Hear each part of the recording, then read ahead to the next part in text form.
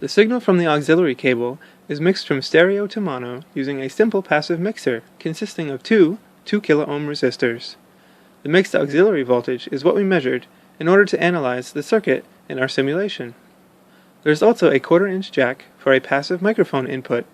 Since the microphone and line-in signals are of similar amplitude, each is fed into a 10 kilo ohm resistor in series with a 0.1 microfarad mylar capacitor, so that the op-amp only amplifies AC current. The op-amp acts as a virtual earth inverting mixer, similar to the receiver circuit, but now with two inputs to the inverting input node. The virtual earth prevents crosstalk between the input signals by maintaining a nearly constant 0 volts at the input.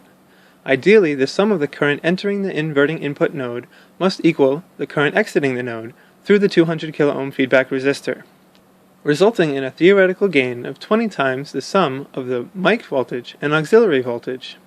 In reality, this gain will not be as high, since the op-amp will be driving the AC voltage through the load of the laser, and the op-amp is limited in its ability to supply current under load. The output of the op-amp is fed through a 10 microfarad electrolytic capacitor, which meets with an inductor in a bias T configuration. Since the impedance of a capacitor is 1 over Cs, where S is in the complex frequency domain and equal to J times omega for sinusoids, the impedance goes up with decreasing frequency. Thus it will block the DC bias, when S is 0, for the laser from entering the op-amp, since the impedance will tend to infinity. The impedance of the 2.2 microhenry inductor is L times S. As the frequency goes up, so will the impedance. Thus high frequencies from the op-amp will not damage the battery, but DC will pass through without any attenuation. The impedance of the resistor is independent of the frequency. So, both the DC and AC from the battery and op-amp, respectively, will go through the resistor in series with the laser diode. The potentiometer here effectively acts as an on-off switch for the laser, with some control of intensity in between. When turned so that the 100 ohm resistor in series with the laser is at the same node as the bias T junction, the DC voltage across the laser is not 9 volts, but, due to the 10K potentiometer between this node and ground passing some of the current, the DC level is actually measured to be 3.14 volts. Note that this voltage is not for the resistor-laser serial combination, but just for the laser itself. The amplitude of the AC portion of the laser output is measured almost half a volt peak-to-peak amplitude. In simulating the transmission circuit, the limiting factors are the op-amp and laser diode representations. An Android phone was used to play a constant frequency of 440 Hz into the auxiliary jack, and the mixed voltage was measured using the oscilloscope. The input was modeled in the simulation as a sinusoidal voltage source with a measured amplitude of 56 millivolts at 440 Hz. The simulation laser voltage output was compared to the measured output. The simulated op-amp saturates more quickly than the one used for the actual circuit, so the simulated peak-to-peak amplitude of 440 millivolts is slightly smaller than the 496 millivolts that were measured. The DC bias of the simulated laser at 3.36 volts is slightly higher than the measured bias of 3.14 volts. The differences are mainly due to simulated op-amp and simulated laser diode behaving slightly differently from the actual components used. Still, the simulation is a valuable tool allowing for observable insights into behavior of the circuit without having to spend the time and money to test the actual components. The frequency response of the simulated circuit has a lower cutoff, or half-power, frequency of 220 Hz, where the measured low cutoff frequency is actually 100 Hz lower than this, at 120 Hz. Both simulation and measurement have an upper cutoff frequency of about 3.2 kHz, but the shape of the curves are very different at higher frequencies. The simulation drops off much more quickly, while the measured higher frequencies drop off much more gradually. The location of the peak and slope of the upper frequency portion are largely determined by the inductor, since in reality, the 2.2 microhenry inductor used is not ideal. We used a solar cell to provide the input from our laser.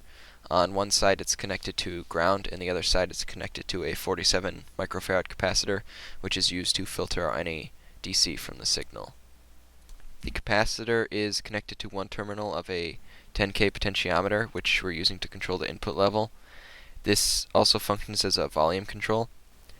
The output of the potentiometer is then fed into the negative terminal of the op-amp. We're using a feedback resistor with a value of 81.4 kiloohms to control the gain of the op-amp. The output of the op-amp then passes through a 470 microfarad capacitor, which is used to filter out any DC signal that could damage the speaker, and provides us with a good frequency range. The signal is then played on the speaker, which has an internal resistance of about 8 ohms. To power the op-amp, we use two 9-volt batteries, one for the positive supply input and one for the negative. The non-inverting input of the op-amp is connected to a ground, which creates a virtual ground. Since the non-inverting terminal is grounded, the inverting side assumes a similar potential, even though it's not actually connected to the ground, which allows us to control the gain. When the laser was transmitting a 440 Hz sine wave, the measured solar cell AC voltage was about 72.4 millivolts peak to peak. When the only load on the op-amp is the oscilloscope, the peak-to-peak saturation voltage is measured as 14.4 volts. When both the speaker and the oscilloscope are the load, the peak-to-peak saturation voltage is 232 millivolts. This is close to a quarter of the desired 1 volt. Assuming instant saturation from infinite gain, the square wave RMS voltage is 232 millivolts, and thus the maximum power that can drive the speaker is about 6.73 milliwatts. For a perfect sine wave just reaching saturation at the peaks, the power is half of this value at 3.37 milliwatts.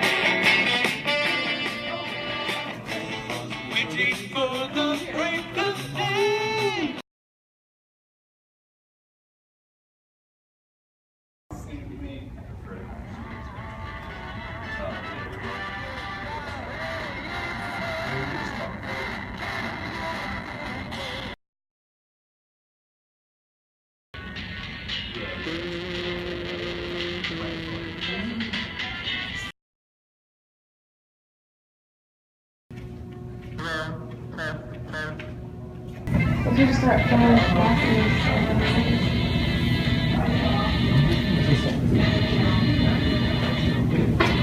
why is that? What is it about the